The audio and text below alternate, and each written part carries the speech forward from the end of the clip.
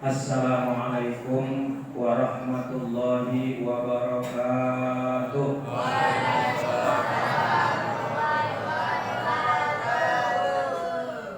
Bismillahirrahmanirrahim. Alhamdulillahilladzi ja'ala ramadhana sayyidash shuhur wa anzala fihi al-Qur'ana kama unzila fihi at-Tauratu wal-Injil waz-Zabur. Wassalatu wassalamu ala sayyidina Muhammadin alladzi akhraja an-nasa minadh dhulumati ilal nur wa ala alihi wa ashabihi alladhina kanu yarjuna tijaratan lan tabur. Subhanaka la ilma lana illa ma 'allamtana innaka antal alimul hakim. Wa tub 'alaina innaka antat tawwabur rahim. Rabbi shrah li sadri wa yassir li amri wahlul 'uqdatam min lisani yafqahu qawli. Inna rabbi bin nasi rahufur rahim. Amma ba'du. Yang sama-sama kita muliakan Ketua TKM Musala Mukhtar, orang tua kita Ustaz Haji Zainuddin, juga Bapak Ketua RW, Bapak Ketua RT, dan para jamaah kaum muslimin dan muslimat yang berbahagia. Puji dan syukur marilah kita panjatkan kehadirat Allah Subhanahu wa taala atas limpahan rahmat dan nikmat-nikmatnya. Malam ini kita dapat berkumpul bersama-sama dan alhamdulillah kita sudah melaksanakan sholat isya dan sholat tarawih berjamaah. Salawat dan salam semoga senantiasa tercurah kepada baginda Nabi besar Muhammad sallallahu alaihi wasallam.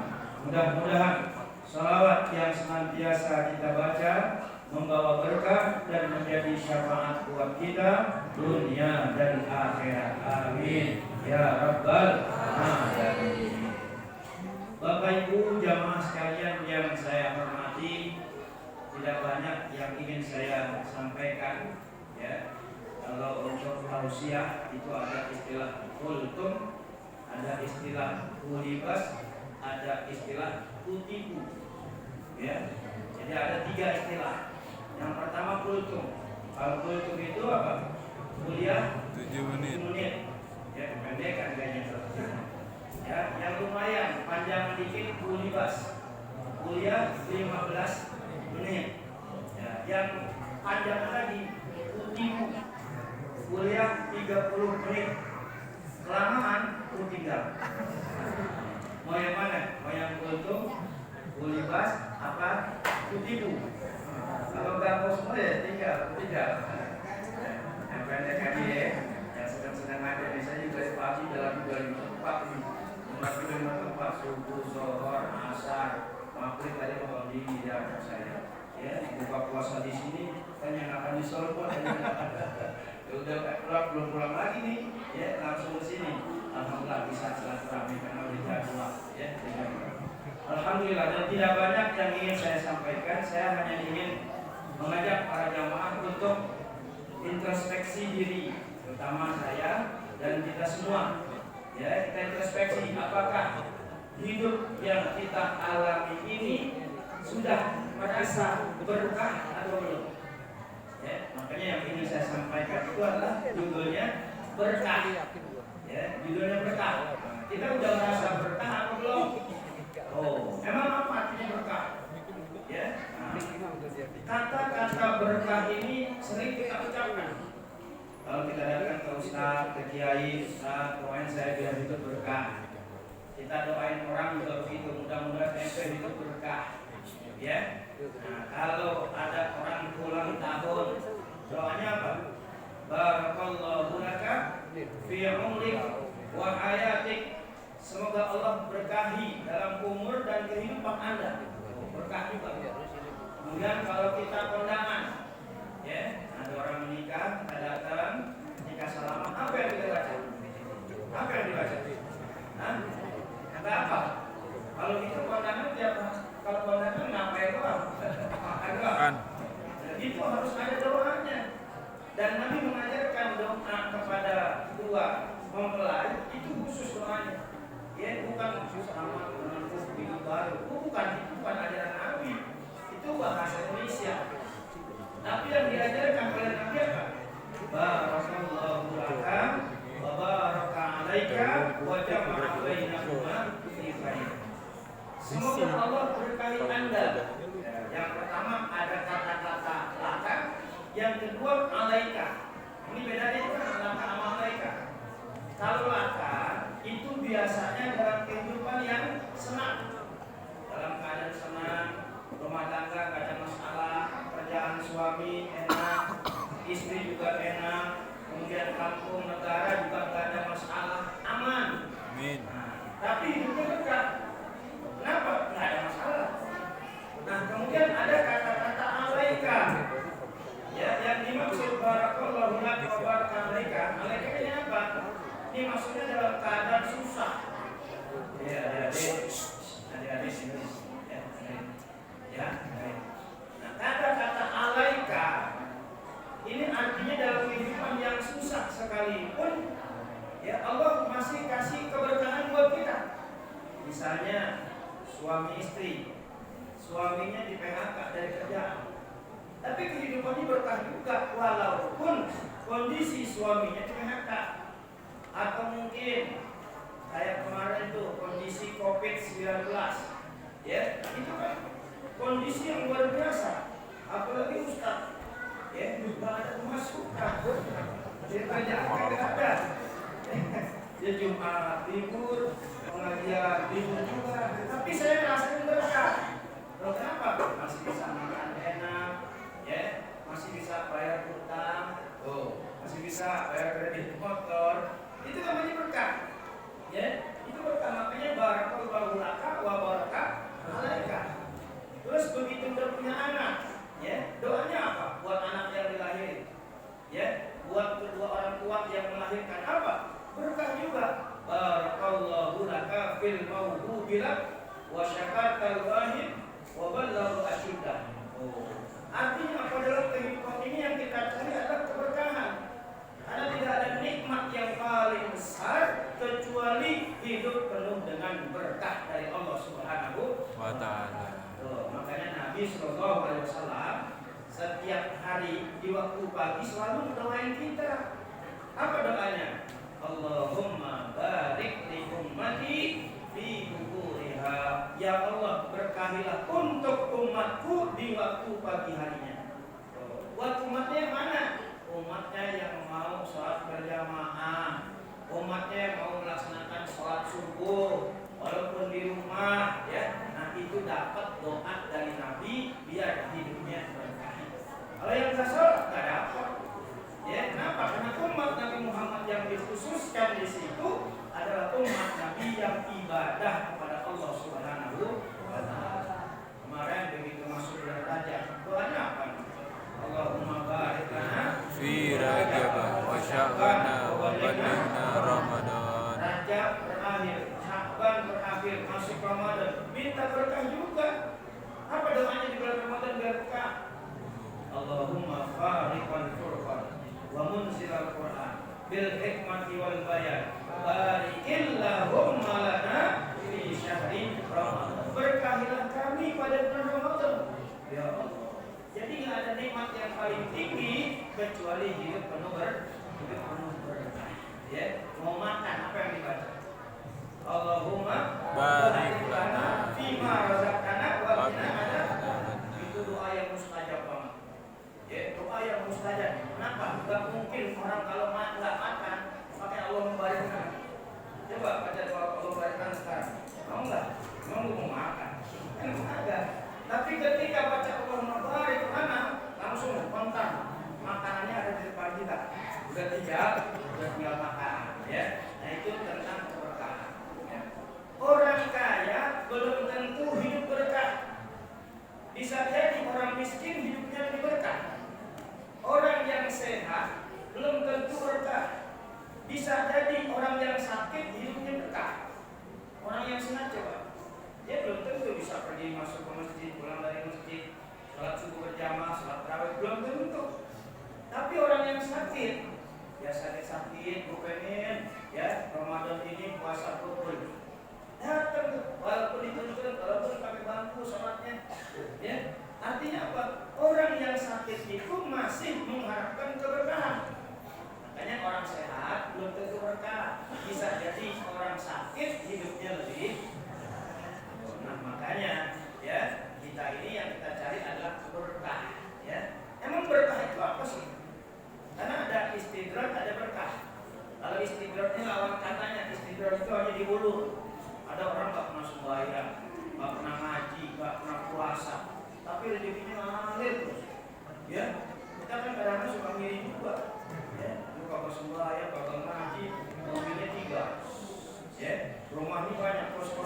ini juga dapat.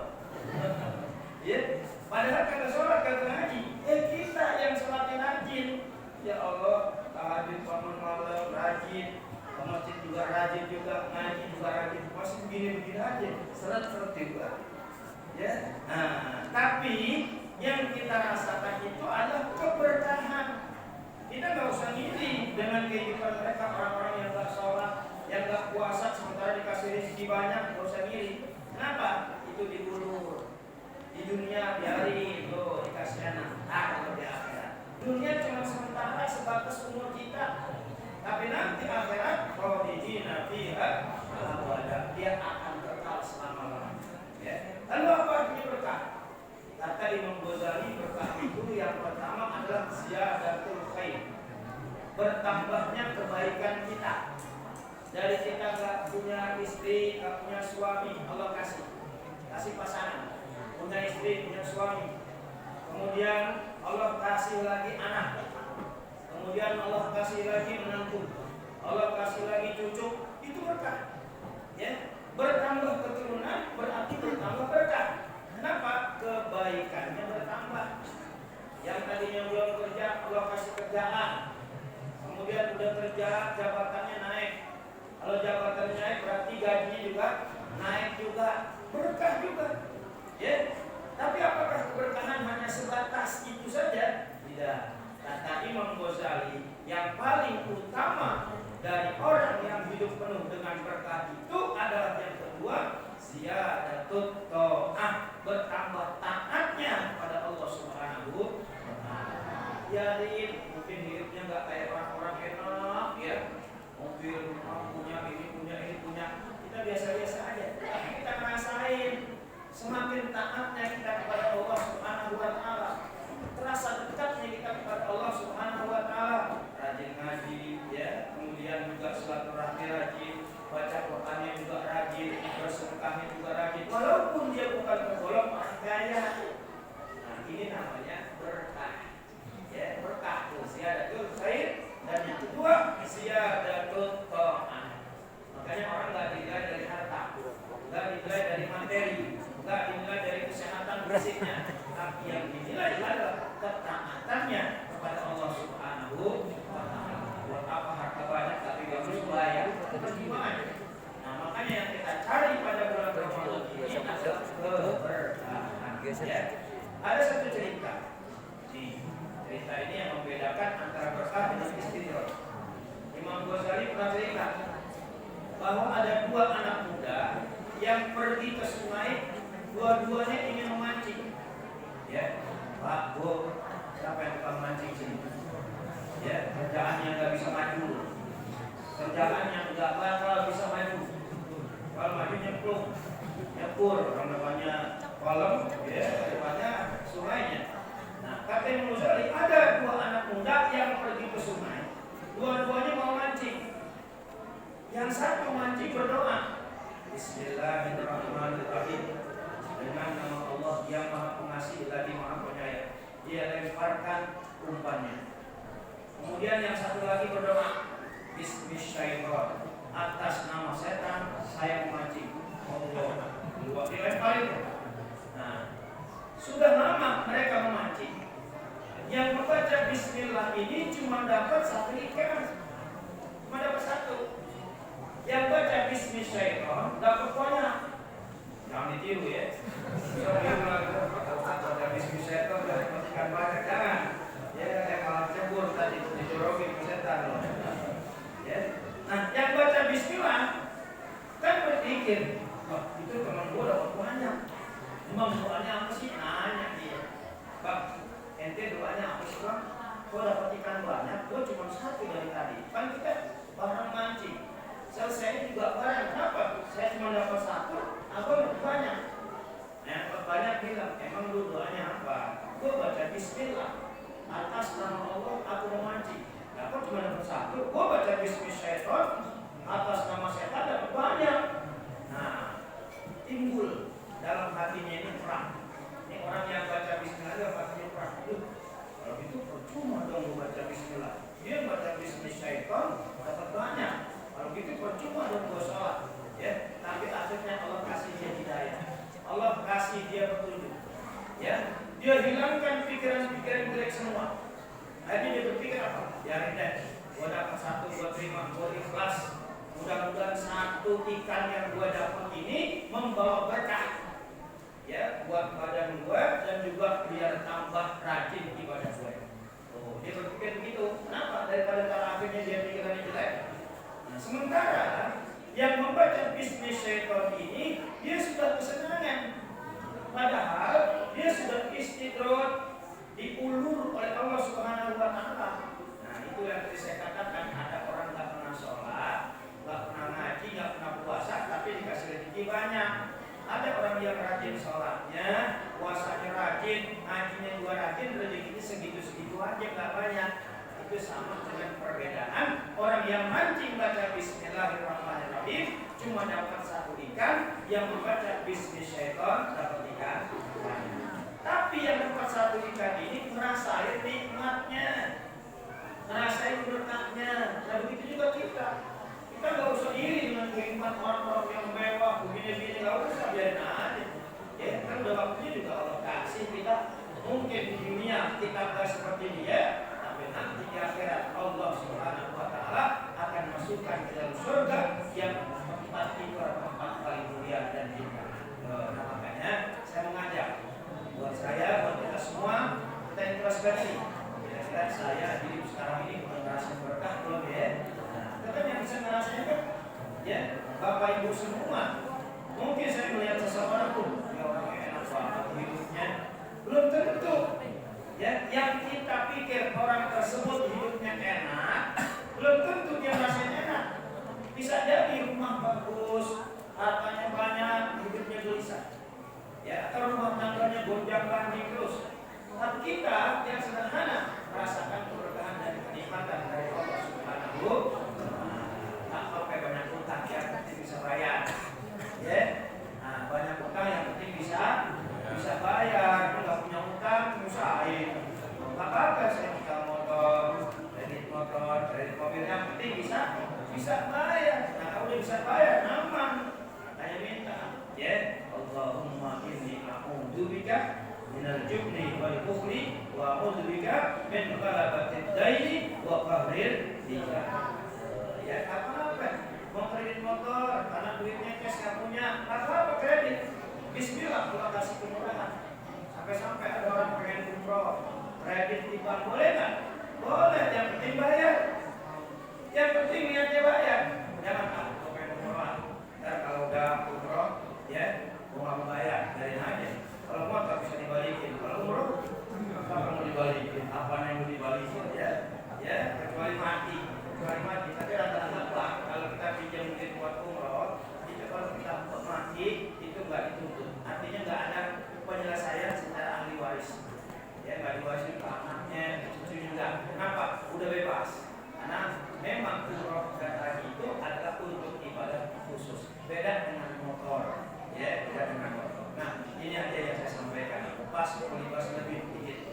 Ya, mudah-mudahan sedikit yang saya sampaikan itu ya bermanfaat buat saya dan buat kita semua, dan mudah-mudahan hidup kita bertambah berkah, berkah keluarga kita, berkah anak-anak kita, berkah kampung kita, dan juga berkah negara kita, dan apa yang menjadi niat kita, hajat kita dikabulkan oleh Allah Subhanahu wa taala. Hadirin dunia, Al-Fatihah. Alhamdulillahi minasyaitonir rajim. Bismillahirrahmanirrahim. Alhamdulillahi rabbil alamin. Ar-Rahmanir Rahim. Maliki yaumiddin. Iyyaka na'budu wa iyyaka nasta'in. Ihdinas siratal mustaqim. Siratal ladzina an'amta 'alaihim ghairil maghdubi 'alaihim waladdallin. Amin. Terima kasih atas perhatiannya. Mohon maaf atas segala kekurangannya. Yang benar datang dari Allah, yang salah datang dari kebodohan saya sendiri. Adanallahu wa iyyakum ajma'in. Wassalamualaikum warahmatullahi wabarakatuh.